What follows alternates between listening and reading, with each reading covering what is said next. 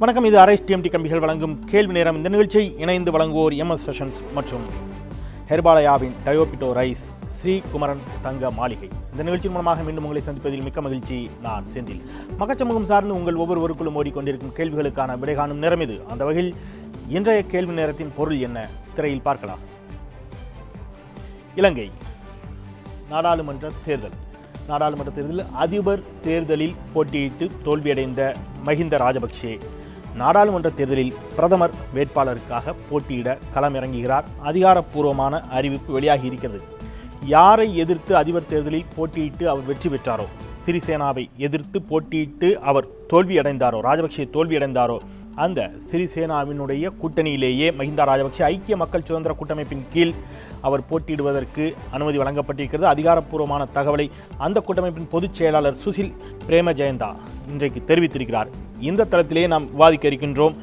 இலங்கை நாடாளுமன்ற தேர்தல் பற்றி மீண்டும் விவாதிக்க வேண்டிய தேவை எங்கிருந்து வருகிறது என்ற தளத்தில் ராஜபக்ஷேவினுடைய தோல்வியே இந்தியாவின் ராஜேந்திர ரீதியிலான நகர்வின் வெற்றி என்று தற்போதைய பாரதிய ஜனதா கட்சியின் தலைமையிலான மத்திய அரசு தெரிவித்து வந்த நிலையில், அவர்கள் நேரடியாக அதிகாரப்பூர்வமாக தெரிவிக்காட்டாலும் கூட அவருடைய செய்தி தொடர்பாளர்கள் பல ஊடகங்களில் தெரிவித்து வந்த நிலையில், இந்தியாவால் தான் எனக்கு தோல்வி ஏற்பட்டது என்று மஹிந்த ராஜபக்ஷே அதிகாரப்பூர்வமாகவே தெரிவித்த நிலையில், மஹிந்த ராஜபக்ஷே பிரதமர் வேட்பாளருக்கு போட்டியிடுவது என்பது இந்தியாவின் வெளியுறவு கொள்கையில் ஒரு பின்னடைவை ஏற்படுத்தியிருக்கிறதா? இந்தியாவிற்கு இது என்ன மாதிரியான சாதக பாதகங்களை ஏற்படுத்தும்? மஹிந்த ராஜபக்ஷே அங்கே பிரதமராக ஒருவேளை வெற்றி பெற்று பதவியேற்றால் அது இந்தியாவுடனான உறவை எந்த அளவிற்கு வலுப்படுத்தும்? மீண்டும் இந்திய இலங்கை உறவுகளுக்குள் ஏற்படக்கூடிய சிக்கல்கள் குறித்து நாம் விரிவாக பேச இருக்கின்றோம். நம்மோடு இது தொடர்பான நிபுணர்கள் நம்மோடு இணைகிறார்கள். அரங்கில் 2 சிறப்பு விருந்தினர்கள் நம்மோடு இணைகிறார்கள். அவர்களோடு இணைந்து விவாதத்திற்குள் பயணிக்கலாம். திரு சத்யமூர்த்தி, வெளியுறவுத்துறை நிபுணர், நம்மோடு இணைகிறார். வணக்கம். திரு ராமசுப்ரமணியன், பாரதிய ஜனதா கட்சியின் மூத்த தலைவர்கள் ஒருவர், அவர் நம்மோடு இணைகிறார். வணக்கம். இவர்கள் மட்டுமின்றி திரு திருச்சி வேலுச்சாமி, காங்கிரஸ் கட்சியின் சார்பில் திருச்சியிலிருந்து நம்மோடு இணைகிறார். திரு மதன், தமிழ் மிரர் பத்திரிகையின் ஆசிரியர், இலங்கையிலிருந்து அவரும் நம்மோடு இணைகிறார். உங்கள் இருவரையும் கூட என்னுடைய வணக்கத்தை தெரிவித்து வரவேற்கிறேன். திரு திருச்சி வேலுச்சாமி மற்றும் மதன். என்னுடைய முதல் கேள்வியை திரு ராமசுப்ரமணியன் அவர்களிடமே தொடங்கலாம் நினைக்கிறேன். இதே மேடையில் நீங்கள் உட்பட பல பாரதிய ஜனதா கட்சியினுடைய பேச்சாளர்கள், செய்தி தொடர்பாளர்கள் சொன்ன வார்த்தை அப்படிங்கிறது, இலங்கை விவகாரத்தில் கடந்த காங்கிரஸ் ஆட்சியை போல் எங்களுடைய ஆட்சி இருக்காது, பல நல்ல விதமான நகர்வுகளை நாங்கள் ஏற்படுத்தியிருக்கிறோம், மிக உறுதியான நடவடிக்கைகள் எடுத்திருக்கிறோம், மீனவர்களை மீட்டு வந்திருக்கிறோம், ராஜதந்திர ரீதியிலான எங்களுடைய நகர்வால் தான் ராஜபக்ஷேவிற்கு அங்கே தோல்வியே ஏற்பட்டது என்ற வாதங்களை வைத்த நிலையில், இன்றைக்கு எதிராக நின்ற மைத்ரிபால சிறிசேனாவும் ராஜபக்ஷேவும் கைகோர்க்கக்கூடிய நிலை என்பது இந்தியாவிற்கு பின்னடைவை ஏற்படுத்தக்கூடிய சூழலாக இருக்குமா? இது மீண்டும் சீனாவினுடைய ஆதிக்கம் அங்கே வலுப்பெறுவதற்கான வாய்ப்பை ஏற்படுத்தியிருக்கிறதா? முதல்ல எந்த ஊடகத்தில் செய்தி தொடர்பாளர்கள் பிஜேபி பற்றி பிஜேபிக்காரர்கள் பேசினார்கள் அப்படின்னு எனக்கு தெரியல. இதே கேள்வி நேரத்தில் நான் வீடியோ கூட எடுத்து உங்களுக்கு கொடுக்குறேன். அது இல்லாதுன்னா நான் சொல்ல மாட்டேன். அதுக்காக தான் சொல்ல. இதே ஊடகத்தில் ஏன் இந்த கேள்வி வந்துச்சுன்னா, ராஜபக்ஷேவிற்கு வாழ்த்து தெரிவித்தாரே மோடி, நரேந்திர மோடி என்று சொன்ன பொழுது நான் பேரை குறிப்பிடனா கூட குறிப்பிடுறேன். இதே ஊடகத்தில் கேள்வி நேரத்திலேயே பல பாரதிய ஜனதா கட்சியினுடைய மிக மூத்த தலைவர்கள், பொறுப்பில் இருக்கக்கூடியவர்கள் பேசிய வார்த்தைகள், நீங்கள் அது ஒரு மரியாதை நிமித்தமான வாழ்த்து, ஆனால் ராஜபக்ஷேவை தோல்வியடைய செய்ததே எங்களுடைய மோடியின் தலைமையிலான பாஜக அரசு, அதற்கான ராஜேந்திர நகர்வுகளை நாங்கள் செய்தோம், ராஜபக்ஷேவே அதை ஒப்புக்கொண்டிருக்கிறாரே என்று பேசினார்கள். அது எனக்கு சொன்னேன், பாஜகவினுடைய தலைமை அல்ல, இங்கே இருக்கிறவர்கள் அவ்வாறு சொன்னார்கள். பேசினார்களா என்று எனக்கு தெரியாது. ஏனென்றால் இது போன்ற செய்திகள் எல்லாம் வரும்போது நான் இந்த இந்தியாவிலேயே இல்லை. ஆகவே ஆனால் பத்திரிகைகள்லாம் நான் வந்த செய்திகளை பார்த்தேன். அதெல்லாம் ஒரு ஹேஷியமாகத்தான் வந்ததாக நான் படித்தேனே அல்லாது பிஜேபியினுடைய ஹேண்ட் இருந்தது, அவரை தோற்கடிக்க வேண்டும், அதற்காக முயற்சி செய்தார்கள், ராவை யூஸ் பண்ணினார்கள் அப்படிங்கிறதெல்லாம் வெறும் ஊடகத்தில் வந்த ஒரு ஹேஷியங்களாகத்தான் நான் பார்த்தேனே அல்லாது நான் இங்கு சொல்லவில்லை என்பதை நான் தெளிவாக சொல்ல விரும்புகின்றேன். இரண்டாவது, அவர்கள் எப்படி சொன்னார்கள் அப்படிங்கிறது எனக்கு அதை பற்றி தெரியாது. இந்த நிலையில் இப்போ நீங்கள் இப்போ ஸ்பெசிஃபிக்காக கொஸ்டின்ஸ் கேட்கிறீர்கள். இப்போ எப்படி ஆகும் யாராலையும் இப்போ கணிக்க முடியாத ஒரு சூழ்நிலையில் தான் இருப்பதாக நான் கருதுகின்றேன். ஒன்று, இப்போ ராஜபக்ஷே வேண்டாம் என்று சில இந்த கூட்டமைப்பில் இருக்கக்கூடிய சில பேர் சொல்லியிருக்காங்க. ஆனால் அவர் சில நாட்களுக்கு முன்பாக ஒரு கூட்டத்தில் பேசியிருக்கிறார். அதில் இந்த எம்பிஸ் அந்த ஏனெண்டா இப்போ டிசால்வ் ஆகிடுது பார்லிமெண்ட், அந்த சில நிறைய எம்பிஸ்லாம் அவரை வரவேற்பதாக சொல்லியிருக்கின்றார்கள். இது இப்படி அது நகருமே. ஆனால் இப்போ சிறிசேனா நான் முடியாதுன்னு நேற்று சொன்னவர் அவரால் அதை எதிர்த்து போராட முடியுமாங்கிற நிலையில் அவர் இருப்பதாக எனக்கு தெரியவில்லை. இந்த நிலையில் இது என்ன ஆகும் அப்படின்னு பார்த்தா இது மறுபடியும் ஒரு குழப்பமான நிலையில் வரும். நீங்கள் சொன்னது போல் அந்த இலங்கையை சேர்ந்த நண்பர் சொல்லுவார் என்று நினைக்கிறேன். இன்கேஸ் ராஜபக்ஷே மறுபடியும் வெற்றி பெறுவார் என்றால் ஒரே ஒரு புல்லட் அதுதான் பாக்கி இருக்கின்றது. அதாவது சிறிசேனாவை அந்த இடத்திலே நகர்த்துவதற்கான, ஏனென்றால் இப்போ எக்ஸிக்யூட்டிவ் பிரசிடென்ட் என்ற அந்த பேச்சும் இல்லாமல் கிட்டத்தட்ட பிரதமருக்கான அதிகாரங்கள் மீண்டும் 19வது அமெண்ட்மெண்ட்லேருந்து வந்த பிறகு நிறைய சேஞ்சஸ் எல்லாம் கொண்டு வந்து விட்டார்கள். ஆகவே இப்போ பிரைம் மினிஸ்டர் என்று வரும்பொழுது வெஸ்ட் மினிஸ்டர் சிஸ்டமில் வரக்கூடிய பிரைம் மினிஸ்டர் போன்ற அதிகாரம் இவருக்கு இருக்கும் பொழுது நிச்சயமாக ஒரு இவங்க 2 பேருக்குள்ள உறவுகள் முறிவதற்காக அல்லது வாய்ப்பு இருவரும் சேர்ந்தாலும் கூட நமக்கு ஒரு பிரச்சனைகள்லாம் வரலாமோ என்ற ஐயப்பாடு இருக்கு. ஏனென்றால் ராஜபக்ஷே நீங்க ஆரம்பத்தில் சொன்னது போல சீனா ஒரு அவர் சற்று சார்ந்து இருந்ததாகவே எல்லாருமே கருதினார்கள். அது உண்மையும் கூட.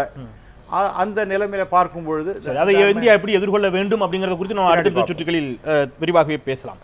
திரு சத்தியமூர்த்தி, அடிப்படையில் உங்களுடைய பார்வை இந்த நகர்வு என்பது, ஏன்னா நேற்று வரை கூட மைத்ரிபால சிறிசேனா மிக தெளிவாக சொல்கிறார், இல்லை அப்படி ஒரு திட்டமே இல்லை, ராஜபக்சே போட்டியிடுவதற்கான வாய்ப்பே இல்லை என்று மறுத்து வந்த நிலையில் இன்றைக்கு வந்திருக்கக்கூடிய தகவல்கள் இவை. அப்படிங்கிற பட்சத்தில் என்ன மாதிரியான இவ்வளவு விரைவாக இந்த மாற்றம் ஏற்படும் அப்படிங்கிறத அவங்களை போன்றவர்கள் எதிர்பார்த்தீர்களா? இது எந்த அளவிற்கு இந்தியாவிற்கு சாதகமாகவோ அல்லது பாதகமாகவோ இருக்கும்?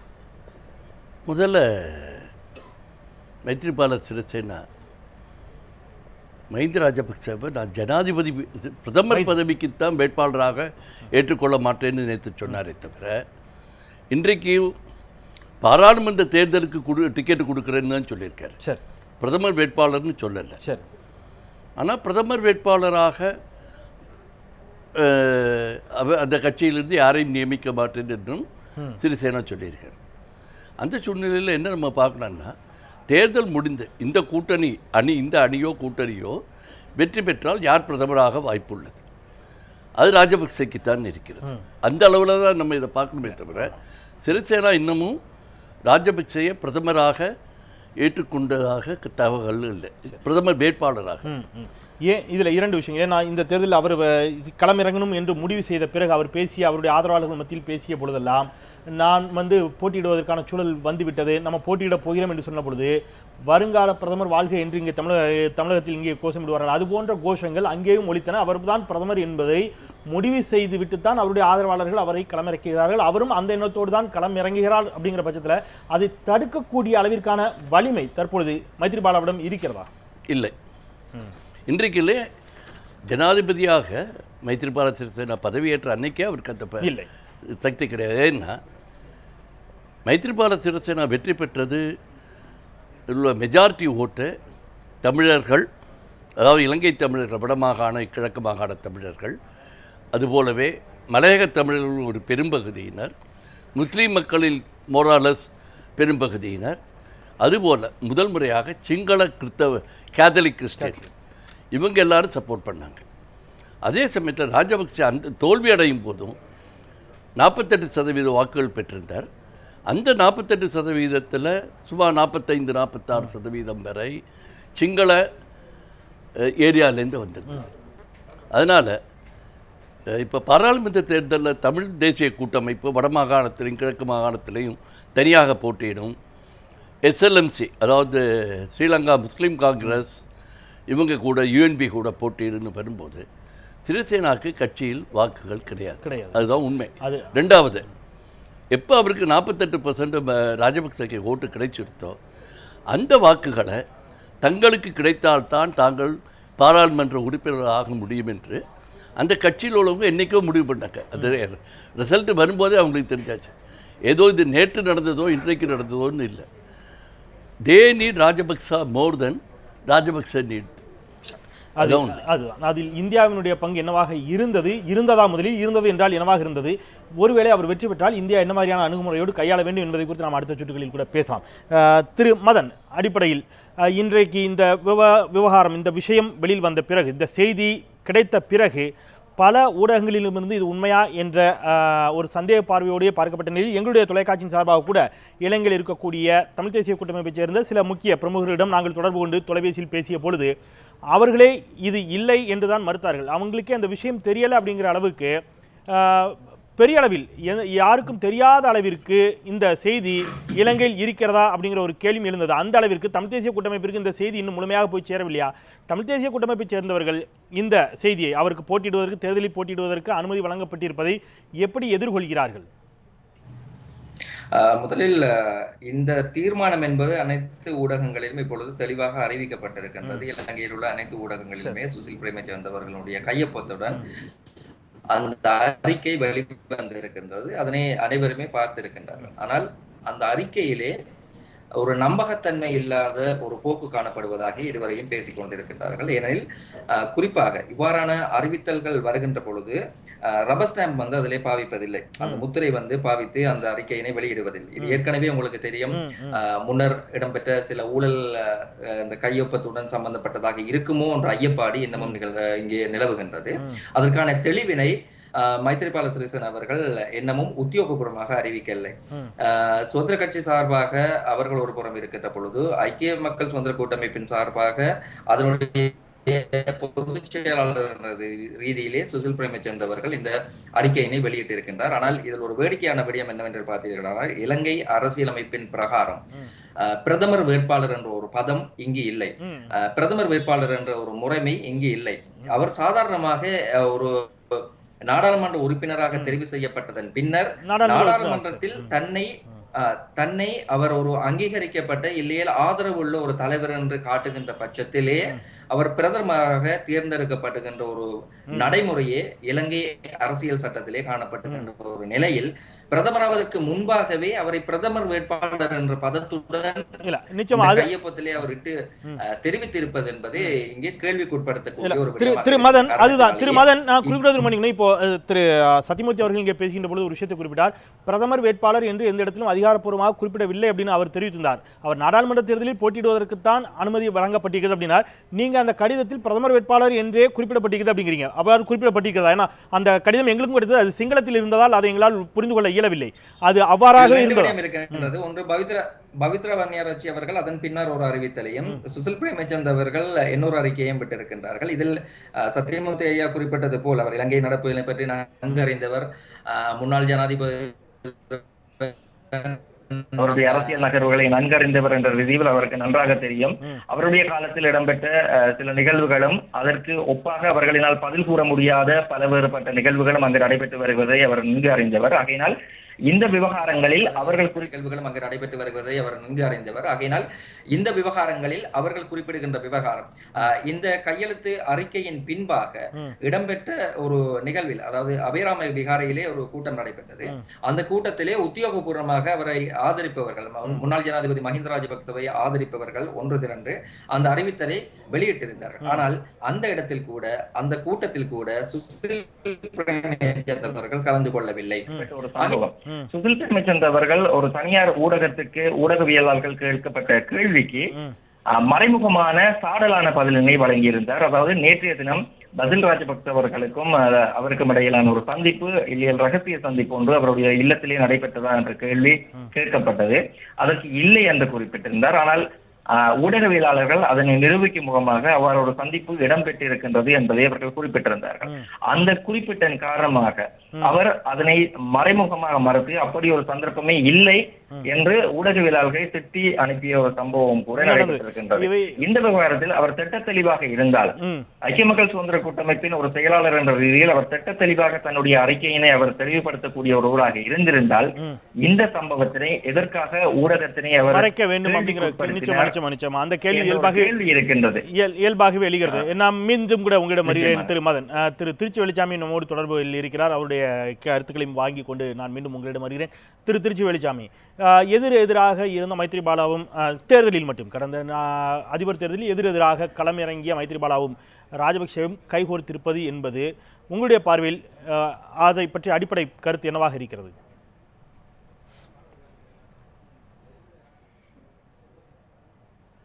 இந்த நிகழ்வை பொறுத்தவரையில் தமிழ்நாட்டில் இருக்கக்கூடியவர்கள் அரசியல் கட்சி வேறுபாடுகளை கடந்து கவலையோடு கவனிக்க வேண்டிய ஒன்று.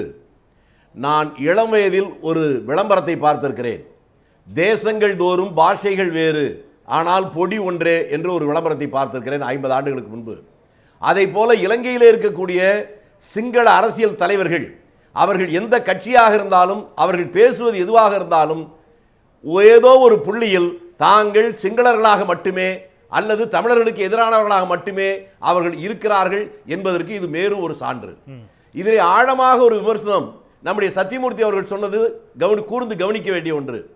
அந்த அதிபர் தேர்தலில் ராஜபக்சே தோற்று போயிருந்தாலும் கூட சிங்களர்கள் வாழ்கிற பகுதியில் அதிகமான வாக்குகளை எப்போது ராஜபக்சே பெற்றாரோ மீண்டும் ஒரு அந்த தேர்தல் வருகிற நேரத்திலே அவருடைய கைதான் பலப்படும் என்பதை அன்றைக்கே பார்வையாளர்கள் புரிந்து கொண்டிருக்கிறார்கள். நாம் இடைக்காலத்திலே கொஞ்சம் மகிழ்ச்சி அடைவதைப் போல அவர் தோல்வி இருந்தாலும் நிரந்தர மகிழ்ச்சி இல்லை என்பதற்கு ஒரு அபாய மணியை இன்றைக்கு இவர்கள் அடித்திருக்கிறார்கள். நாம் இந்தியாவில் இருக்கக்கூடிய அரசியல்வாதிகளை நிர்பந்திக்க வேண்டியது சிலது இருக்கிறது. நீங்கள் முதலிலே சொல்லுகிற போது சகோதரர் ராமசுப்ரமணியம் அவர்களிடம் கேட்டீர்கள், அவர்களே நியாயம் இருக்கிறது. நீங்கள் சொல்லுகிற கேள்வி கேட்ட அந்த காலகட்டத்தில் அவர் பிஜேபி கட்சியிலே உறுப்பினராக இல்லை, ஆகவே அவர் தெரிந்திருக்கிற வாய்ப்பில்லை தான். ஆனால் நான் இங்கே குறிப்பிட விரும்புகிற விஷயம், இந்த நரேந்திர மோடி ஆட்சிக்கு வருவதற்கு கொஞ்ச நாட்களுக்கு முன்பாக காமன்வெல்த் மாநாடு இலங்கையில் நடைபெற்ற போது அந்த மாநாட்டில் இந்திய பிரதமர் மன்மோகன் சிங் கலந்து கொள்ளக்கூடாது என்று அனைத்து கட்சிகளும் தமிழகத்திலே ஒரு வேண்டுகோள் வைத்தது. சட்டமன்றத்திலே கூட எல்லா கட்சிகளும் கேட்டது. பாரதிய ஜனதா கட்சியை சேர்ந்தவர்கள் கூட அந்த கோரிக்கையை வைத்தார்கள். தமிழ்நாட்டுடைய முன்னாள் முதலமைச்சர் கருணாநிதி அவர்கள் கூட இந்தியாவிலிருந்து ஒரு துரும்பு கூட அந்த மாநாட்டில் கலந்து கொள்ளக்கூடாது, இதுதான் எங்களுடைய உணர்வு என்று சொன்னார்கள். பிஜேபியும் அதே கருத்தில் தான் இருந்தது. ஆட்சிக்கு வந்தவுடனேயே தங்களுடைய மகுடாபிஷேகம் நடக்கிற போது அந்த எந்த ராஜபக்சே இருக்கக்கூடிய ஊருக்குங்கிறது யாரும் போகக்கூடாது என்று சொன்னார்களோ அந்த ராஜபக்சேயை அந்த விழாவுக்கு அழைத்து அவரை பெருமைப்படுத்தினார்கள். அதற்கு பின்னாலே தொடர்ந்து நடந்த விளைவுகள் வேடிக்கையாக இருக்கிறது. ராஜபக்சே தேர்தலில் நிற்கிறார் என்று சொன்னபோது அவருடைய வெற்றிக்கு வாழ்த்துக்கள் என்று நரேந்திர மோடி சொன்னார். அவர் தோல்வியடைந்ததற்கு பின்னாலே தங்களுடைய நகர்த்தலுக்கு கிடைத்த வெற்றி என்று இங்கே இருக்கிற பிஜேபி காரர்கள் சொன்னார்கள். இது ஒரே குழப்பமாக இருக்கிறது. இனிமேலாவது இந்த குழப்பத்தில் விடுபட்டு அந்த பக்கத்தில் இருக்கக்கூடிய இலங்கையில் இருக்கக்கூடிய அரசியலை உன்னிப்பாக கவனித்து மத்திய அரசு நல்ல முடிவை எடுக்க வேண்டும் என்பதுதான் என்னுடைய ஆவல். இந்த அளவிலே முதல் சுற்றை நிறைவு செய்யலாம். ஒரு சிறிய இடைவெளிக்கு பிறகு இரண்டாவது சுற்றுக்குள் பயணிக்கலாம். இரண்டாவது சுற்றில் ஒருவேளை மஹிந்த ராஜபக்சே தேர்தலில் பிரதமராக வெற்றி பெற்றால், தேர்தலில் இன்று நான் சொல்வது நாடாளுமன்ற உறுப்பினராக வெற்றி பெற்று அதன் பிறகு அவர் பிரதமராக தேர்ந்தெடுக்கப்பட்டால் அது இந்தியாவிற்கு எந்த அளவிற்கு சாதக பாதங்களை ஏற்படுத்தும். குறிப்பாக மீனவர்கள் பிரச்சனை, அங்கே 13வது சட்ட திருத்தம் கொண்டு வரப்பட வேண்டும், அது முழுமையாக நடைமுறைப்படுத்தப்பட வேண்டும், இராணுவம் விலக்கிக் கொள்ளப்பட வேண்டும் போன்ற பல விவகாரங்கள், இலங்கையில் இருக்கக்கூடிய தமிழர்கள் வாழக்கூடிய பகுதியில் இருக்கக்கூடிய அவர்களுடைய கோரிக்கைகள் எந்த அளவிற்கு அதை அந்த அரசு உள்வாங்கிக் கொள்ளும் என்பது போன்ற கேள்விகளோடு அதை இந்தியா எந்த அளவிற்கு அழுத்தம் கொடுக்கும் என்ற கேள்விகளோடும் சேர்ந்தே தொடரலாம் ஒரு சிறிய இடைவேளைக்கு பிறகு.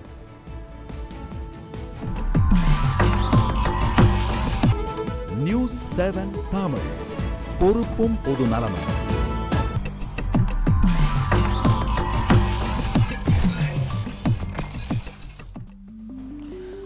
சிறிய விளம்பர இடைவெளிக்கு பிறகு மீண்டும் அரேஷ் டிஎம்டி கம்பிகள் வழங்கும் கேள்வி நேரம் நிகழ்ச்சிக்கு உங்களை மிகுந்த அன்போடு வரவேற்கின்றேன். இலங்கை நாடாளுமன்ற தேர்தலில் ராஜபக்சே போட்டியிடுவது என்பது அதிகாரப்பூர்வமாக உறுதி செய்யப்பட்டிருக்கிறது. ஒருவேளை அவர் பிரதமராகவும் தேர்ந்தெடுக்கப்பட்டால் அது இந்தியாவுடனான உறவில் என்ன மாதிரியான சாதக பாதகங்களை ஏற்படுத்தும் என்ற தளத்தில் பேசிக் கொண்டிருக்கின்றோம்.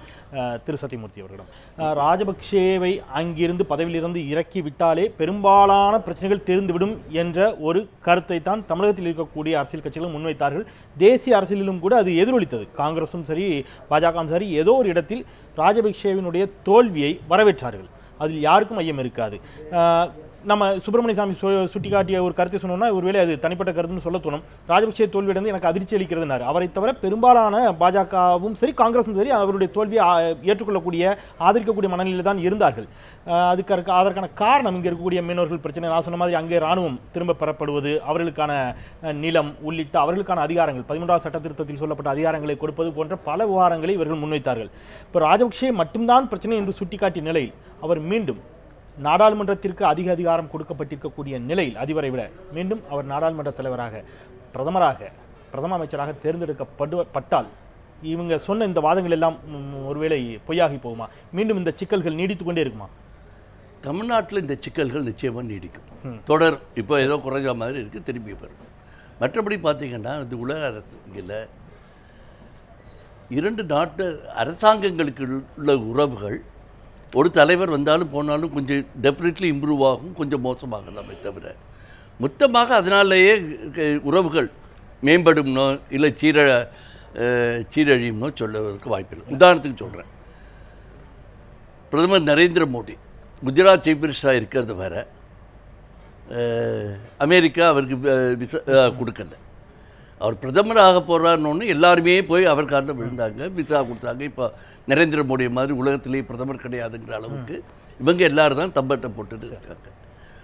இது உலக டிப்ளமேட்டிக் இதில் தவிர்க்க முடியாத விஷயம். அந்தந்த நாட்டு மக்கள் யாரை இல்ல அதுதான் யாரும் இல்லை. அந்த நாட்டு இலங்கையை பொறுத்தவரை நான் கேட்கறது, தமிழர்களுடைய வாக்குகளால் தான் இப்ப தமிழர்கள் தேர்தலை புறக்கணிக்கணுங்கிற கோரிக்கையெல்லாம் வைக்கப்பட்ட பொழுது கூட நான் திருப்பி ஏன் சொல்றேன்னா, இந்தியாவிலிருந்து இந்தியா நீங்க விரும்பினாலும் விரும்பாட்டாலும் இந்தியா இலங்கை மீதான பல அழுத்தங்களை கொடுத்து கொண்டிருக்கிறது என்பதை சாதகமான அம்சங்கள் வருகின்ற பொழுது அவர்கள் ஒத்துக்கொள்ளத்தான் செய்கிறார்கள், பாதகமான அம்சங்கள் வருகின்ற பொழுது இல்லை என்கிறார்கள். அது யாரா இருக்கட்டும், காங்கிரஸ் பாஜகங்கிறது நம்ம இந்திய அரசுன்னு எடுத்துக்கலாம்.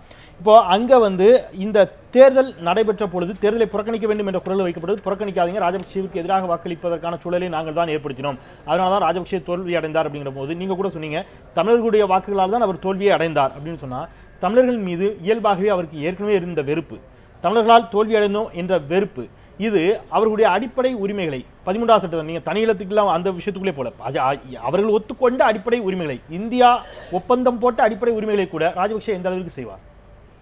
உதாரணத்துக்கு அவர் போர் முடிந்த காலகட்டத்தில் தமிழ் தேசிய கூட்டமைப்புக்கு இலங்கை அரசாங்கத்துக்கு இடையில் பேச்சுவார்த்தை நடத்துது. அந்த பேச்சுவார்த்தை தோல்வியோட 2 கட்சிகளுமே காரணம். இலங்கை அரசாங்கமோ ராஜபக்சே தலைமையோ மட்டுமில்லை, தமிழ் தேசிய கூட்டமைப்பில் உள்ள சில தலைவர்களும் அந்த பேச்சுவார்த்தை வெற்றி பெறக்கூடாதுங்கிறதுல ரொம்ப தெளிவாக இருந்தாங்க. ஸோ அதனால் ஆமாம், அதனால் நீங்கள் அதை வச்சுட்டு நம்ம எந்த முடிவும் எடுக்க முடியாது. இந்தியாவிலையும் இப்போ ஒரு புது பிரதமர் வந்திருக்கிறாரு, ராஜபக்சே ஜனாதிபதியாக இருந்துட்டு அவர் பிரதமராக வருகிறார் என்று வைத்துக்கொள்வோம். அப்படி வந்தாலும் இந்த புதிய அரசியல் தலைமை, இந்தியாவில் உள்ள அரசியல் தலைமையும் அங்குள்ள அரசியல் தலைமைகளும் ஒத்து போய் முடிவெடுக்கிறதுக்கு வாய்ப்புகள் இருக்கிறது. ஆனால் இதில் முக்கியமாக இங்கே உள்ள நம்முடைய நண்பர்களுக்கு உணர்ந்து கொள்ள வேண்டிய விஷயம், தமிழ் தேசிய கூட்டமைப்பு தலைமை இந்தியா சொல்லி கேட்கப் போகிறதா, இல்லை இந்தியாவை அவர்களும் பகடைக்காயாக பயன்படுத்த போகிறார்களா என்பது தான். இலங்கை அரசாங்கத்தில் யார் வந்தாலும் அதுதான் செய்கிறாங்க. தமிழ் தேசிய கூட்டமைப்பு அதை தான் செய்துட்டு இருக்காங்க. இலங்கையில் உள்ள தமிழ் கட்சிகள் 30-40 வருஷமாக, காரணம் எதுவாக இருக்கட்டும், நீங்கள் சொன்ன மாதிரி இராணுவம் இது எல்லாம் இருக்கலாம், ஆனால் அரசியல் ரீதியாக ஒரு முடிவு வரலான்னு சொன்னால் எல்லாருமே அங்கே உள்ளவங்க, அண்டை நாட்டில் இந்த நாட்டில் உள்ளவங்களும் இந்தியாவை ஒரு பகடைக்காயாக பயன்படுத்துகிறாங்க. இந்தியா நம்ம சொன்னதை கேட்கலன்னா நம்ம அமெரிக்காவுக்கு போவோமா, UNHRCக்கு போவோமா, இல்லை UN இப்போ பாகிஸ்தான் இன்னைக்கு கூட UNல போய் ஏதோ கத்திருக்காங்க. ஸோ ஏதோ கத்திருக்கிறாங்கிற மாதிரியா எடுத்துக்கொள்ள முடியுமா, அல்லது அவர்களுக்கான நியாயத்தை நம்ம இனப்படுகொலை என்ற அளவுக்கு கூட போனா போர்க்குற்றம் என்ற விசாரணைக்கு கூட இல்லை. நீங்க அடுத்த கேள்விக்கு போறீங்க, அதுதான் சொல்றேன். அதற்கான நீங்க என்கிட்ட கேட்ட கேள்வி வேற. இல்ல நீங்க சமாதானமா இந்தியா அதுக்கு ஏதாவது முயற்சி எடுத்தால் அதில் 2 கட்சிகளுமே, அது தமிழ் தேசிய கூட்டமைப்பு ஆகட்டும், இல்லை நாளைக்கு முஸ்லீம் காங்கிரஸோ வேற கட்சிகள் வரனாக்கா அவங்க எல்லாருமே இந்தியா சொன்னதை கேட்கணும். அது எனக்கு புரியுது. நான் 87 இந்தியாவாகட்டும், 90களில் 2002 வரை நார்வே ஆகட்டும், யார் தொடங்கினாலும் அவங்க பேச்சு அந்த விஷயம். நான் என்னுடைய கேள்வி என்பதை நான் அதை கேட்கல. தமிழ் தேசிய கூட்டமைப்பை சேர்ந்தவர்களோ அல்லது அங்கே இருக்கக்கூடிய தமிழர்களுடைய பிரதிநிதிகளோ இந்தியா சொல்லக்கூடிய நகர்வுகளுக்கு ஒத்துழைப்பு கொடுப்பார்களா என்பதல்ல. ராஜபக்சே தான் ஒட்டுமொத்த பிரச்சனைக்கு காரணம் என்று சொல்லப்பட்ட பொழுது ராஜபக்சே மீண்டும் அதிகாரத்திற்கு வருவது என்பது எந்த அளவிற்கு சரியான பலனை கொடுக்கும், அதற்கான வாய்ப்பு இருக்குதான்? அதைத்தான் நான் சொல்றேன். இது நம்ம தான் சொல்லிட்டு இருக்கோம். இந்திய அரசாங்கத்தில் உள்ளவங்களுக்கு வேறு வித கருத்துக்கள் இருக்கலாம், வேறு வித இன்ஃபர்மேஷன் இருக்கலாம், அதை பேஸ் பண்ணி தான் அவங்க முடிவெடுப்பாங்க. சார், நான் திருச்சி வெளிச்சாமி திரு சத்தியமூர்த்தி அவருடைய வாதம் அப்படிங்கிறது ஏற்கனவே இது கடந்த காலத்தில் நம்ம பார்த்துருக்கோம். இந்தியா எடுத்த பல நகர்வுகளையே ராஜீவ்காந்தி காலம் முதற்கொண்டு நீங்கள் உங்களுடைய ஆட்சி காலத்திலிருந்து எடுக்கப்பட்ட பல நகர்வுகளுக்கு அங்கே இருக்கக்கூடிய சிங்கள அரசை விட்டு விடுங்கள், அங்கே இருக்கக்கூடிய இலங்கை அரசை விட்டு விடுங்கள், தமிழ் தேசிய கூட்டமைப்பு சார்ந்தவர்களே பல நேரங்களில் அவர்கள் முரண்பட்டிருக்கிறார்கள். இந்தியாவோடு சேர்ந்து பயணிப்பதில் அவர்களிடம் ஒரு நம்பகத்தன்மை இல்லாமலே இருந்திருக்கிறது, அதை நாம் உற்று கவனிக்கணும் அப்படிங்கிறாரு. உங்களுடைய கருத்து?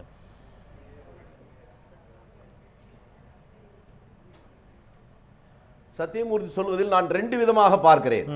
இலங்கையில் இருக்கக்கூடிய தமிழர்கள் பொதுவாக இந்திய நாட்டுக்கு ஆதரவாகவே இருந்தார்கள், இருக்கிறார்கள், இருப்பார்கள்.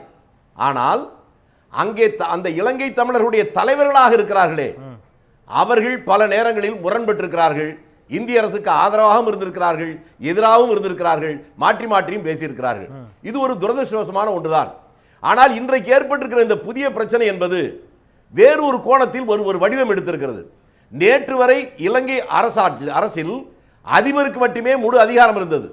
அதற்கு பின்னாலே ஸ்ரீசேனா அவர் வெற்றி பெற்று வந்ததற்கு பின்னாலே சட்ட ரீதியாக அதிகாரங்கள் பிரதமருக்கு என்று இன்றைக்கு சட்டம் மாறி இருக்கிறது.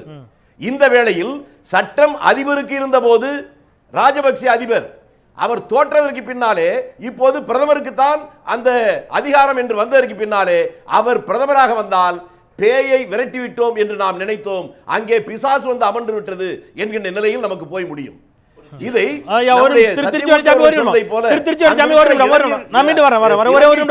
பிரச்சனை என்பதை மறந்துவிட்டு கூட இந்திய நாட்டுடைய அரசின் பிரச்சனையாக நாம் பார்க்க வேண்டிய கட்டாயத்தில் நாம் இருக்கிறோம். நான் மீண்டும் வரேன் உங்களுடைய கருத்து தொடர்பாக.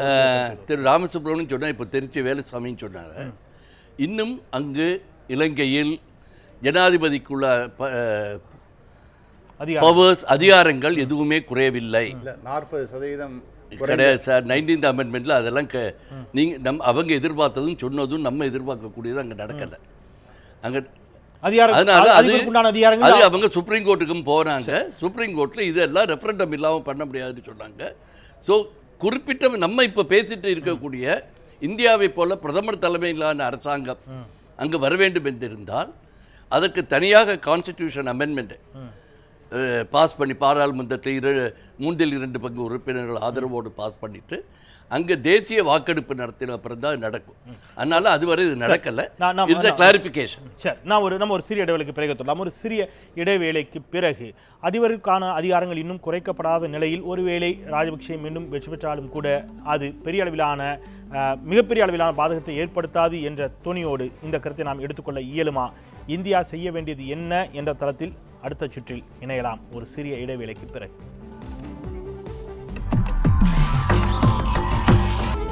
நியூஸ் 7 தமிழ், பொறுப்பும் பொது நலனும்.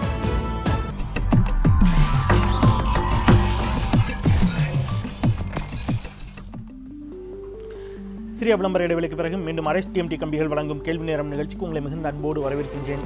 இலங்கையில் நடைபெற இருக்கக்கூடிய நாடாளுமன்ற தேர்தலில் நாடாளுமன்ற உறுப்பினராக போட்டியிடுவதற்கு அதிகாரப்பூர்வமாக அறிவிக்கப்பட்டிருக்கிறார் மஹிந்த ராஜபக்சே.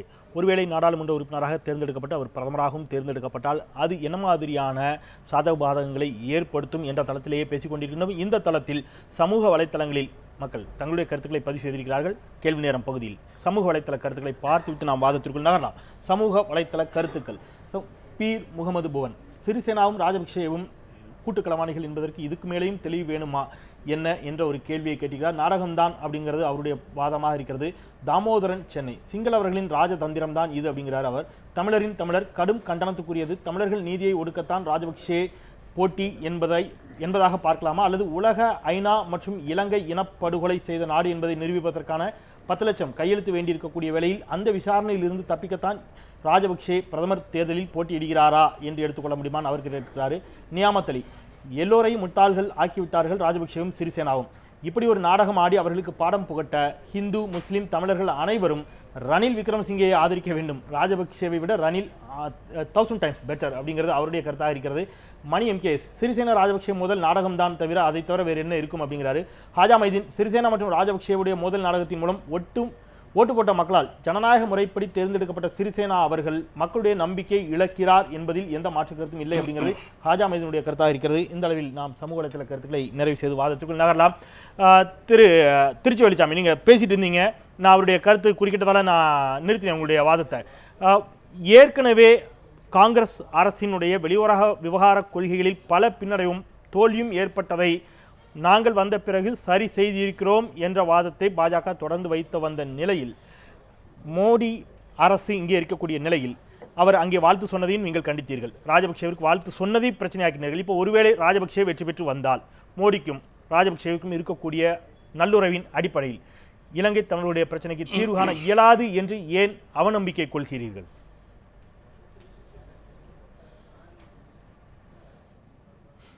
நான் முதலிலேயே இதற்காகத்தான் எச்சரிக்கையாக சொன்னேன். நான் கட்சி அரசியலை கடந்து சொன்னேன். இலங்கையில் நடக்கிற இந்த பிரச்சனைகள் அங்கிருக்கிற தமிழர் நலனை கடந்து இந்தியாவுடைய நலனுக்காக சில முடிவுகள் எடுக்க வேண்டிய நிர்பந்தத்திற்கு நாம் வந்திருக்கிறோம் என்று சொன்னேன். இந்த ராஜபக்சே கடந்த காலத்தில் அவருடைய சொந்த ஊரான அம்மன் தோட்டாவில் ஒரு மிகப்பெரிய இராணுவ பயன்படுத்துகின்ற ஒரு ஆர்வரை கட்டுவதற்கும் ஒரு விமான தளம் கட்டுவதற்கும் சீனாவுக்கு முழுமையாக உரிமையை தந்தவர். அவர்கள் பல ஆயிரம் கோடி ரூபாய்களை செலவு செய்து அதை உருவாக்கி வைத்திருக்கிறார்கள். அங்கே இலங்கைக்கு இப்ப எல்லா இடங்களிலும் சீனர்கள் சுதந்திரமாக நடமாடுகின்ற அளவுக்கு விட்டார்கள். இந்த தோல்விக்கு பின்னாலே இலங்கையிலே நடந்த எல்லா தவறுகளுக்கும் ராஜபக்சே அம்பன் தோட்டா துறைமுகத்தில் இருந்து தொடங்கி பல நீங்கள் சொன்ன அத்தனை குற்றச்சாட்டுகளும் ஏதோ இந்த ஓராண்டிற்குள் நடைபெற்ற விவகாரம் இல்ல. அந்த அரசியலுக்குள்ளே போல தயவுசெய்து பாஜக காங்கிரஸ் விவகாரமாகவோ மற்ற இது இலங்கை விவகாரம் தொடர்பான அந்த மாதிரி விவாதமா நான் இதில் கொண்டு போகிறேன். தெரியும். அதை வந்து பழையதை சொல்லி புதியதை சொல்ல வருகிறேன். சொல்லுங்க. இல்ல இல்ல இல்ல, நான் அதை தான் சொல்ல வர்றேன். நீ அது எதுக்காகனா அதை சொல்லி சொன்னால் தான் புரியும் என்பதற்காக சொல்றேன். என்னவென்றால் அப்படியெல்லாம் இருந்த அந்த ஸ்ரீசேனா இந்த அவர் வெற்றி பெற்று வந்ததற்கு பின்னாலே ராஜபக்சேனுடைய ஒட்டுமொத்த குடும்பத்தையும் வேட்டையாடுகின்ற அளவுக்கு எல்லார் வீட்டிலையும் ரைடு, கோடி கோடியாக கொள்ளையடித்தார்கள், அதிகார துஷ்பிரயோகம் செய்தார்கள் என்றெல்லாம் சொன்ன அதே ஸ்ரீசேனா அவரை இன்றைக்கு நாடாளுமன்ற உறுப்பினர் வர வேண்டும் என்பதற்காக அவர் இடமளித்தால் கூட அதை கவலையோடு கவனத்தோடு இந்திய அரசு பார்க்க வேண்டிய கட்டாயம் புரிந்து கொள்ள முடிகிறது. திருச்சி வேலுச்சாமி திருமதன் அடிப்படையில் திரு வேலுச்சாமி திருமதன் நம்முடைய இலங்கையில் இருந்து இணைந்திருக்கிறார். தமிழ் மலர் பத்திரிகையினுடைய ஆசிரியர் திருமதன். இப்போ நான் சொன்ன மாதிரி இங்கே வாசிக்கப்பட்ட சமூக வலைதள கருத்துக்களில் பெரும்பாலான கருத்துக்கள் இது எவ்வளவு பெரிய நாடகம் என்பதாகவே அவர் சித்தரித்திருக்கிறார்கள். ஏன்னா எதிரெதிராக நின்று தேர்தலை சந்தித்த இரண்டு பேர் ஒரே அணியில் அவருக்கு ஆதரவாக அவருடைய அணியிலேயே இவர் வந்து நாடாளுமன்ற உறுப்பினராக தேர்தலில் போட்டியிடக்கூடிய சூழல் என்பது இலங்கை அரசியலில் எவ்வாறாக பார்க்கப்படுகிறது? ஒருவேளை இங்கே தான் அது வித்தியாசமாக பார்க்கப்படுகிறது, அங்கே பழகி போன ஒரு விஷயமா ஒன்று. இன்னொன்று, இவ்வாறான மாற்றம் ஏற்பட்டதற்கான காரணங்களாக நீங்கள் எதையாவது நினைக்கிறீர்களா? ஏன் இந்த மாற்றம் ஏற்பட்டிருக்கும் நினைக்கிறீங்க? இதுல ரெண்டு விடயங்கள் நீங்க மிக முக்கியமாக பார்க்க வேண்டும். இந்திய அரசியலுடன் நீங்கள் இதை ஒப்பிட்டு பார்ப்பதை தவிர இலங்கை அரசியலை பொறுத்தவரையிலே இது எதற்காக உருவாகியது என்பதை நாங்கள் முதலிலே பார்க்க வேண்டும். மஹிந்த ராஜபக்ச என்ற ஒருவர் தேர்தலிலே தோற்கடிக்கப்பட்டதன் பின்னர், ஏற்கனவே உங்களுக்கு தெரியும், கடந்த ஜனாதிபதி தேர்தலின் போது 57,68,000 வாக்குகளை அவர் பெற்றிருந்தார். அதாவது 47.58% வாக்குகளை அவர் பெற்றிருந்தாலும் கூட தமிழ் மக்களுடைய வாக்குகள் அங்கு புறக்கணிக்கப்பட்டதாகவே கூறி வந்திருக்கின்றன. அதையே இப்பொழுதும் தேர்தல் பிரசாரத்தின் ஒரு பேசு பொருளாக அந்த விவகாரத்தினையே அவர் தூக்கி பிடித்துக் கொண்டிருப்பதை நாங்கள் பார்க்கக்கூடியதாக இருக்கின்றது. இந்த நிலையில் எதற்காக அவர் பிரதமர் வேட்பாளர் பிரதமராக வேண்டும் என்ற ஒரு எண்ணத்தில் அவர் களமிறங்குகிறார் என்று பார்க்க வேண்டும். 19வது திருத்த சட்டத்திலே குறிப்பிடுவது போல் இந்த 19வது திருத்தத்திலே சில நடைமுறைகள், அதாவது நிறைவேற்ற அதிகாரம் என்பது முற்றுமுழுதாக ஜனாதிபதிக்கு குறைக்கப்படாத போதிலும் கூட பிரதமருக்கான சில அதிகாரங்கள் கூட்டப்பட்டிருக்கின்றன. அதில் மிக முக்கியமாக அமைச்சரவையினுடைய தீர்மானங்களை, அமைச்சர்களை தெரிவு செய்கின்ற தீர்மானங்கள், மிக முக்கியமான பொறுப்புகள் அனைத்துமே பிரதமரிடம் செல்லுகின்ற ஒரு நிலைமை அந்த 19ஆம் திருத்த சட்டத்திலே குறிப்பிடப்பட்டிருக்கின்றது. இதன் அடிப்படையிலேயே அவர் தன்னுடைய அந்த அமைச்சரவையை தன் கைக்குள் வைத்துக் கொண்டு ஜனாதிபதிக்கு ஒரு நிர்பந்தத்தினை இல்ல ஒரு அழுத்தத்தினை ஏற்படுத்தக்கூடிய ஒரு தன்மையை இது நீங்கள் சொல்ல போது இனி நடைபெற இருக்கக்கூடிய அரசியலை குறித்து நான் கேட்பது, இந்த ஏற்கனவே இவர் போட்டியிடுவதற்கான அனுமதி வழங்கப்பட்டிருப்பதில் நீங்க ஒரு சிறிய ஐயப்பாட்டோடு தான் அதை பதிவு செய்தீர்கள். அது மிக உறுதியான ஒரு தகவலாக எடுத்துக்கொண்டால் இந்த மாற்றம் ஏற்படுவதற்கு காரணம் என்னவா நினைக்கிறீங்க? நாங்க இந்தியா சார்பு சீன சார்பு என்ற ஒரு அரசியலை பற்றி நாம பேசிக் கொண்டிருக்கின்றோம். இந்த மாற்றம் என்பது இயல்பாக இலங்கை அரசியலுக்குள் நடைபெற்ற மாற்றமா, அல்லது இலங்கையை மையப்படுத்தி நாம் இங்கே பேசிக் கொண்டிருக்கக்கூடிய இந்த உலக அரசியலும் அதில் உள்ளடங்கி இருக்கிறதா? இதில் உலக அரசியலுடைய தாக்கம் என்னது கற்பால் இலங்கை அரசியலுக்குள் ஏற்படுத்தப்பட்ட தாக்கங்கள் தற்போதைய அரசாங்கத்தினால் அவர்கள் கூட்டு அரசாங்கம் அமைத்திருந்தாலும் கூட முன்னைய அரசாங்கத்தினுடைய அரசு சார்புடைய உறுப்பினர்கள் இங்கே நிலை கொண்டிருக்கின்ற காரணத்தினால் தற்போதைய அரசாங்கத்தினால் முற்றுமுழுதாக அவர்களுடைய பணியினை செயல்படுத்த முடியாத ஒரு நிலை இருக்கின்றது. அது கட்சிக்குள்ளும் இருக்கின்றது. கட்சிக்குள் இருப்பவர்கள் பெரும்பான்மையானவர்கள் மஹிந்த ராஜபக்சவனுடைய ஆதரவாளராக காணப்படுகின்ற காரணத்தினால் அவர்களை மீறி செயற்பட முடியாத ஒரு நிர்பந்தம் ஜனாதிபதி அவர்களுக்கு இருக்கின்ற காரணத்தினாலேயே தான் இது உருவாகி இருக்கின்றது. ஆனாலும்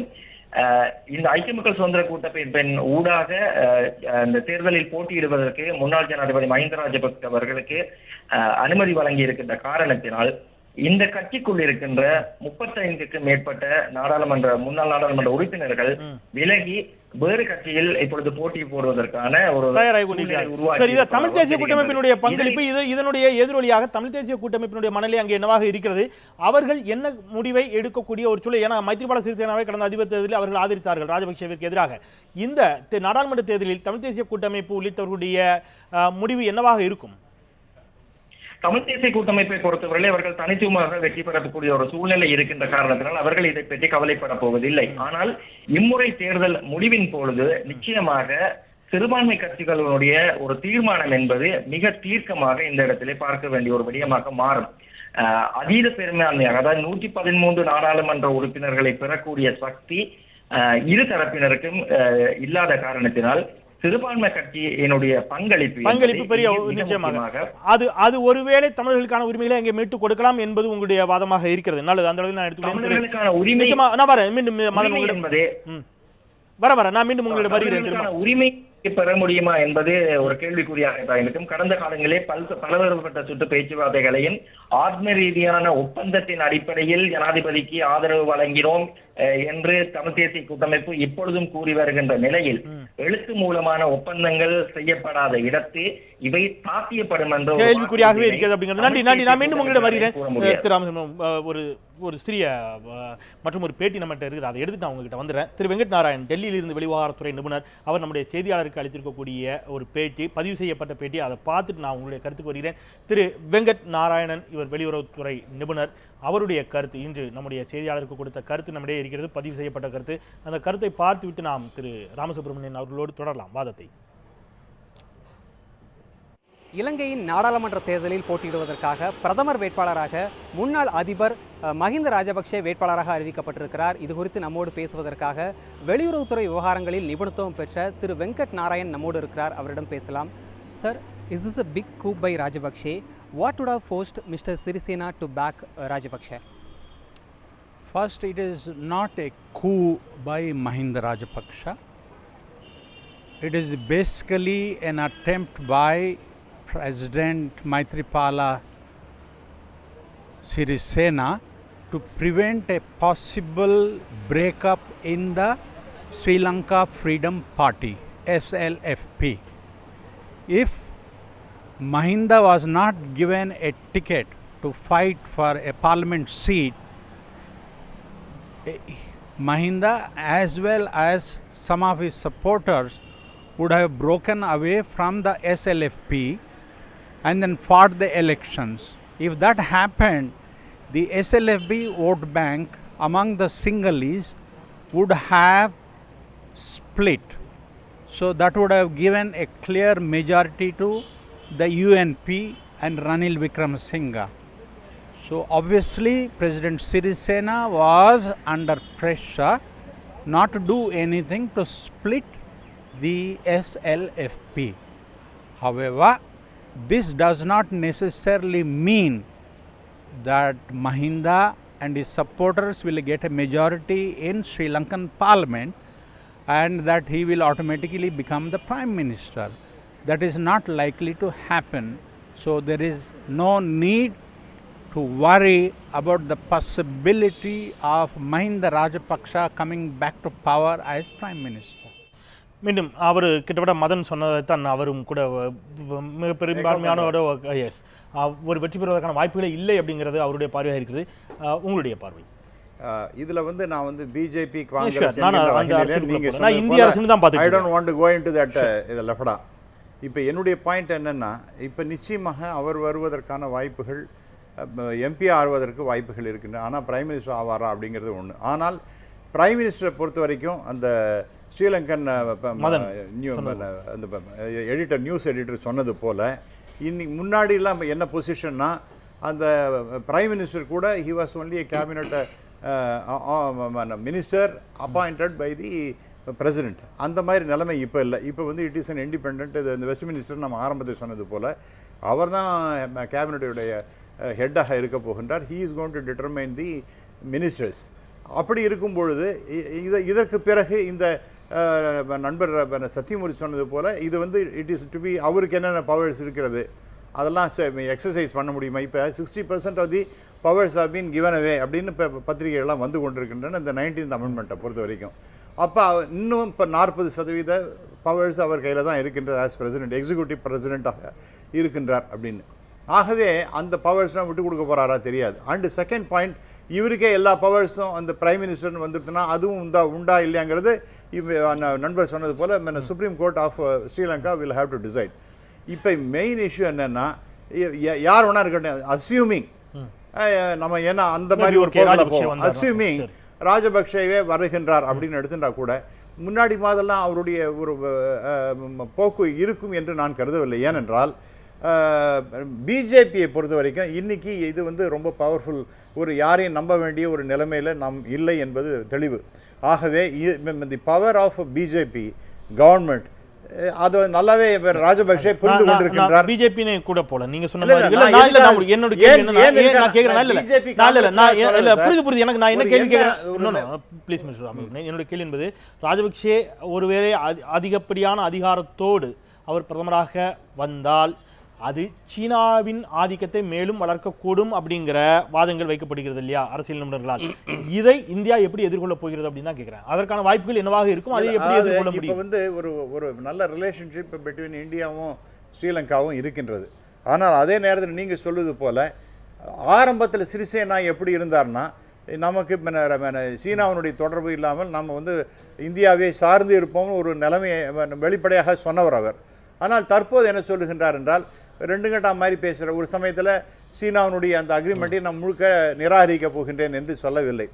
மாறாக இந்தியாவோட நாம் இருக்கின்றோம், நட்புறவு இருக்கின்றது. ஆனால் சீனாவினுடைய அக்ரிமெண்ட் அவங்களோட போட்டது அதெல்லாம் நாங்கள் வந்து ஒரேடியாக கலைந்து விடுவோம் அப்படிங்கிற மாதிரி சொல்ல, அது வந்து கிட்டத்தட்ட ராஜபக்சே சொன்னதை எதிரொலிப்பதாகத்தான் நினைக்கப்படுகின்றது.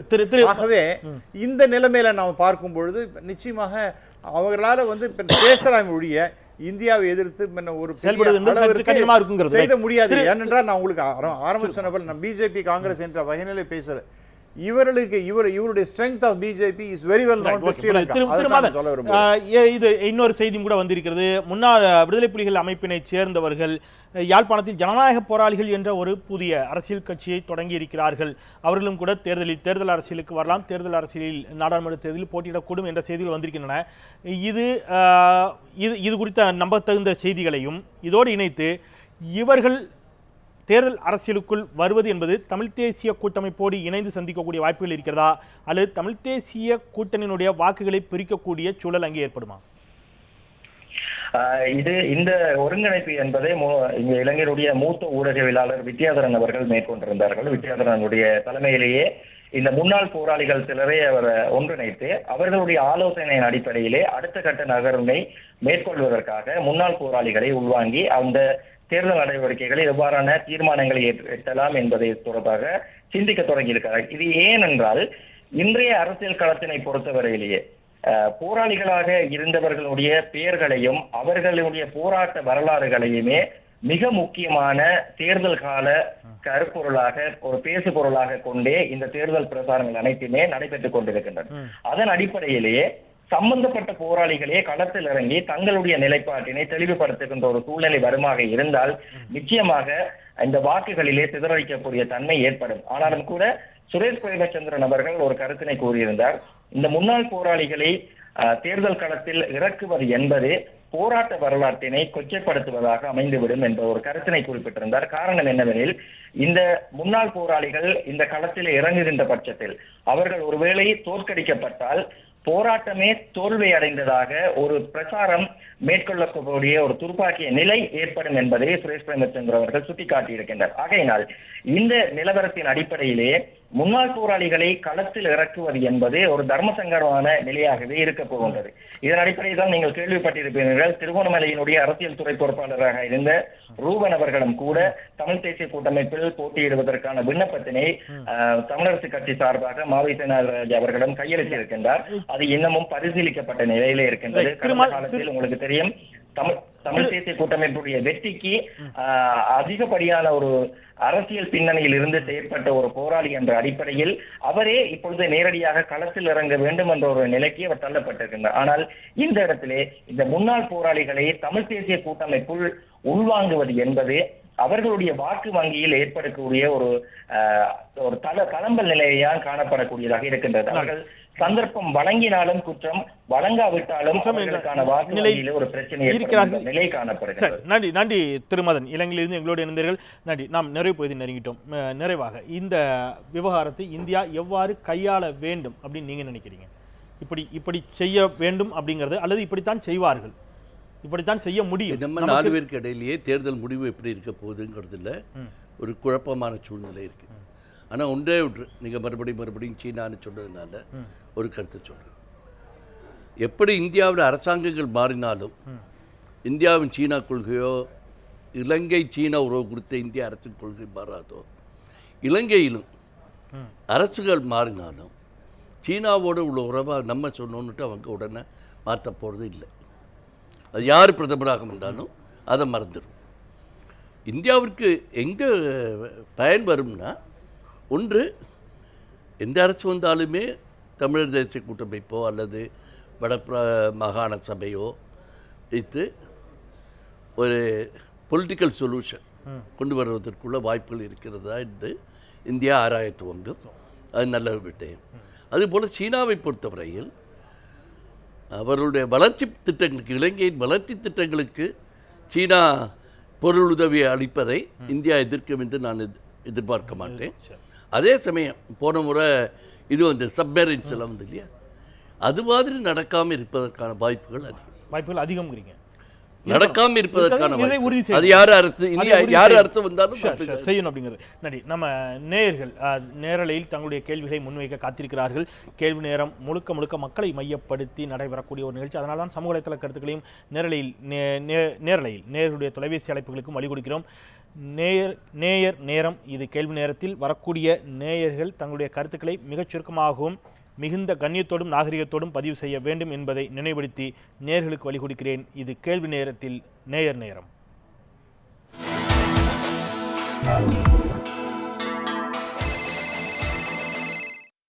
முதல் நேயர் இணைப்புக்கு வந்திருக்கிறீங்க. சுருக்கமாக உங்களுடைய பெயர், கேள்வி. மணி, கும்பகோணம். நல்லது மணி, உங்களுடைய அழைப்பிற்கு நன்றி. உங்களுடைய கேள்வி யாருக்கானது? என்னுடைய கேள்வி வந்து திருச்சி வேலுச்சாமிக்கானது. சொல்லுங்க சுருக்கமாக. அதாவது மன்மோகன் சிங் அரசாங்கமும் நம்முடைய நரேந்திர மோடி அரசாங்கமும் இலங்கை தமிழரை பொறுத்தவரை ஒரே மாதிரியான கொள்கையை தான் வைத்திருக்கின்றன.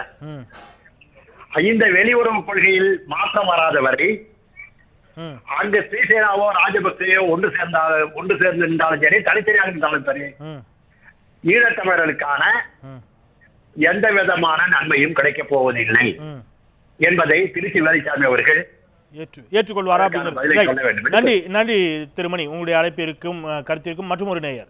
வணக்கம், பெயர், கேள்வி. ஹலோ. சுருக்கமாக விரைவாக பெயர், கேள்வி யாருக்கானது? ஹலோ ஐயா, இணைப்புக்கு வந்திருக்கிறீங்க. உங்களுடைய பெயரையும் கேள்வியும் வேகமா பதிவு பண்ணுங்க.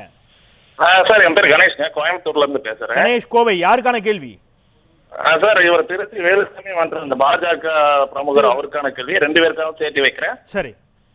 அதாவதுங்க, இலங்கையில் நடந்த தமிழர் மீறின மனித உரிமை நிகழ்ச்சிகளை காங்கிரஸ் தலைமையிலான தமிழக அரசாக இருந்த திமுகவும் இன்று இருக்கக்கூடிய நடுவண் அரசான பாஜகவும் ஏன் கண்டுகொள்ளாத நிலையில் இருந்தும் அதை பற்றி ஊடகங்களுக்கு கொடுக்கக்கூடிய செய்திகளை நாங்கள் அதற்கான நடவடிக்கை எடுக்கிறோம் என்று கூறி மக்களை திசை திருப்பவும் அதற்கான முயற்சிகளை ஏன் எடுத்துக்கொண்டு வருகிறார்கள்? அங்கே நடைபெற்ற இனப்படுகொலின் மீதான மிக உறுதியான நடவடிக்கைகளை ஏன் இருவரும் எடுக்கவில்லை அப்படிங்கிறது உங்களுடைய கேள்வியாக இருக்கிறது. நன்றி. நேரமின்மையின் காரணமாக மற்றும் சில நேர்களுக்கு வழி கொடுக்க இயலாத நிலை. நாம் இந்த அளவில் நேரத்தை நிறைவு செய்யலாம். உங்களுக்கான கேள்விக்கான பதில். இப்போ நாங்கள் என்ன எடுக்கவில்லை அவர் கேட்கறது அப்படிங்கிறது, நடவடிக்கை எடுக்கிறோம். இந்த ஊடகங்களில் பொதுவாக அது பிரைம் மினிஸ்டர்லேருந்து எல்லோரும் பேசக்கூடிய வார்த்தைகளை தாண்டி அவங்க கேட்கறதுங்கிறது அங்கே இருக்கக்கூடிய இலங்கையில் நடைபெற்ற இனப்படுகொலை அல்லது போர் குற்றம், இந்த இரண்டிற்குமான விசாரணை, சர்வதேச விசாரணையோ அல்லது மற்ற நடவடிக்கைகளையோ உங்கள் தரப்புகளில் என்னவாக எடுக்கப்பட்டு கொண்டிருக்கிறது அப்படின்னு கேட்கிறார். உங்கள் தரப்பில் நான் கேட்கிறேன் இந்திய தரப்பில். I have understood what his question is. இப்போ மெயின் இஷ்யூ என்னென்னா இப்போ ஒரு ரிப்போர்ட் ஒன்று கொடுக்க போகிறேன். ஐ திங்க் செப்டம்பர்லேயே இன்னும் அந்த ரிப்போர்ட் கொடுக்கப்பட வேண்டும். அதன் பிறகு தான் அதுக்கு வந்து அனைத்து நாடுகளுமே அதை ஒத்துக்கொண்டிருக்கின்றார்கள் என்ற பட்சத்தில் நடுப்புற நாங்கள் நாம் ஏதோ செய்கின்றோம், நாம் ஏதோ பண்ண முடியும் அப்படிங்கிறது சொல்வது என்பது இயலாத ஒன்று. அதே நேரத்தில் அந்த ரிப்போர்ட் வந்த பிறகு என்ன மாதிரியான முடிவுகளை எடுக்க வேண்டும், அந்த ரிப்போர்ட் என்னன்னு தெரியாத போது நாம் அதை பற்றி நாம் பேசுவது என்பது உச்சிதமாக இருக்காது என்று நான் கருதுகிறேன். ஆனால் அதற்காக பிஜேபி ஒண்ணுமே பண்ணல அப்படிங்கிறது நியாயமாக நல்லது. நம்ம நேர்மின்மை காரணமாக திருச்சி வெளிச்சாமி உங்களுக்கான கேள்வி சுருக்கமாக. காங்கிரஸ் மன்மோகன் சிங் மோடி 2 பேருமே ஒரே புள்ளியில் இணைந்தவர்கள் தான் இந்த வாரத்தில் அப்படிங்கிற ஒரு கருத்தை கும்பகோணத்திலிருந்து திரு மணி வைத்திருந்தார். உங்கள் பதில் சுருக்கமாக தயவு செய்து. தயவு செய்து அந்த நண்பருக்கு நான் விளக்கம் சொல்ல விரும்புகிறேன். இலங்கை சுதந்திரம் அடைந்த உடனேயே அந்த அதிபராக வந்த டட்லி சேனநாயகா தமிழர்களுக்கு எதிரான முதல் குரலை கொடுத்தவர் அவர். அதற்கு எதிராக நேரு அன்றைக்கு அவருடைய குரலை ஏற்றுக்கொள்ளவில்லை. நேரு மறைகிற வரை அந்த கொள்கையில் உறுதியாக தமிழர்களுக்கு ஆதரவாக நின்றார். பின்னால் இலங்கையில் பிரச்சனை வந்தபோது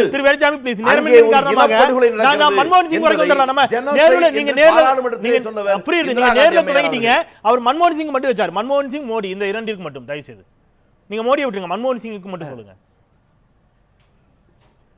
ஏங்க முழு உருவத்தார் சொல்ல முடியும், முகத்துல கண்ணு மட்டும் சொல்ல முடியும். இல்ல நேரம் இல்ல, அதனால சொல்றேன். மன்மோகன் சிங்கும் மோடியும் ஒரே நாட்டு மக்களுடைய உணர்வுகளை புரிந்து கொண்டு மன்மோகன் சிங் காமன்வெல்த் மாநாடுக்கு போகாம இருந்தார்.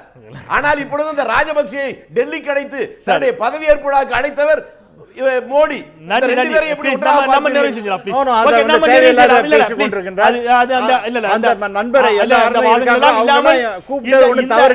இந்த வாதங்கள் எல்லாம் இல்லாமலே இந்த விவாதத்தை நான் நிறைவு செய்யலாம் நினைக்கிறேன். நன்றி. அவர்களுக்கான கேள்வி என்பது யார் போனார்கள் யார் வந்தார்கள் என்பதை தாண்டி அங்கே வீடு கொட்டி கொடுத்தது, இதையெல்லாம் தாண்டி அங்கே நடைபெற்ற இனப்படுகொலைக்கான விசாரணையும் நீதியும் என்னவாக போகிறது, அதற்கான நடவடிக்கைகளை காங்கிரஸ் அரசு என்ன எடுத்தது, தற்போது ஆட்சியில் இருக்கக்கூடிய பாஜக என்ன எடுக்க போகிறது என்பதே அந்த நேரின் கேள்வியாக இருந்தது நினைக்கிறேன். விரிவாக பதில் கொடுக்க நீங்கள் தயாராக இருந்தாலும் நேரம் அனுமதிக்க மறுக்கிறது. நன்றி திரு திருச்சி வெளிச்சாமி எங்களோடு திருச்சியிலிருந்து இணைந்ததற்கு. திருமாதன் உங்களுக்கும் இலங்கையில் இருந்து தொடர்ச்சியான பணிகளுக்கு மத்தியில் எங்களோடு இணைந்தீர்கள். திருமாதன் உங்களுக்கு மிக்க நன்றி. அரங்கில் இணைந்த உங்கள் இருவருக்கும் என்னுடைய நெஞ்சார்ந்த நன்றிகள். இந்த அளவிலே நிறைவு செய்யலாம். எல்லா இலங்கை தொடர்பான விவாத அரங்குகளில் நான் நிறைவாக சொல்லக்கூடிய வார்த்தை ஒன்று மட்டுமே, அங்கே பாதிக்கப்பட்ட மக்களுக்கு நிவாரணம் அளிக்கப்பட வேண்டும், படுகொலைக்குள்ளாக்கப்பட்ட மக்களுக்கான நீதி கிடைக்க வேண்டும். அதில் எல்லா அரசியல் கட்சிகளும் அரசியலுக்கு அப்பாற்பட்டு எல்லா தேசங்களும் மனிதநேயத்தோடு முன்னிற்க வேண்டும் என்பதை நினைவுபடுத்தி நிறைவு செய்கின்றேன். மறந்து கொண்டே இருப்பது மக்களின் இயல்பு, அதை மீண்டும் மீண்டும் நினைவுபடுத்திக் கொண்டே இருப்பது எனது கடமை. மற்றும் சில மக்கள் சமூகம் சார்ந்த பிரச்சனைகளோடு நாளை உங்களை கேள்வி நேரத்தில் திங்கட்கிழமை உங்களை கேள்வி நேரத்தில் சந்திக்கின்றேன். நான் செந்தில். நன்றி.